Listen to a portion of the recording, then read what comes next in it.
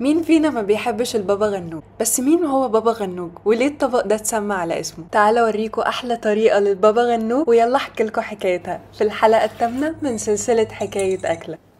كان في روايات واساطير كتير حول الطبق ده، ومن اشهرها ان كان في الكنيسة المسيحية بابا اسمه غنوج، وكان بيحب العطاء ومعروف بالكرم، وكان بيقدم دايما الاكل للفقراء والمحتاجين. وفي يوم من الايام عمل طبق من الباذنجان المشوي المهروس وضاف له الطحينة والثوم وقدمه لجيرانه واصدقائه، ومن كتر ما حبوا الطبق سموه على اسمه طبق بابا غنوج.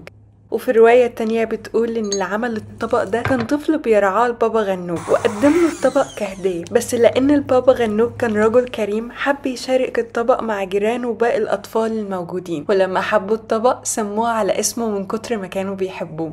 وفي رواية تانية بتقول إن لما ترجموا الكلمة دي في اللغة العربية كانت بابا بتعني الأب وغنوج معناها المدلل، وبيقولوا إنه كان طبق مخصص لكبار السن والشخصيات المحترمة في المجتمع، وكانوا بيعملوه بطريقة خاصة ويقدموه كطبق جانبي لتدليلهم.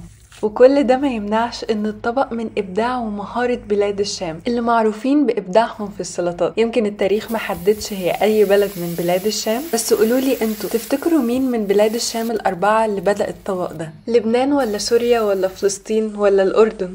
والطبق ده اتنقل لنا مصر عن طريق قوافل التجارة اللي بتيجي من بلاد الشام، وبقى من اكتر السلطات اللي بنحبها في مصر. لو عجبكم الفيديو ما تنسوش تعملوا لايك وسبسكرايب، شوفوا الحلقات اللي فاتت واستنوني في حكاية جديدة.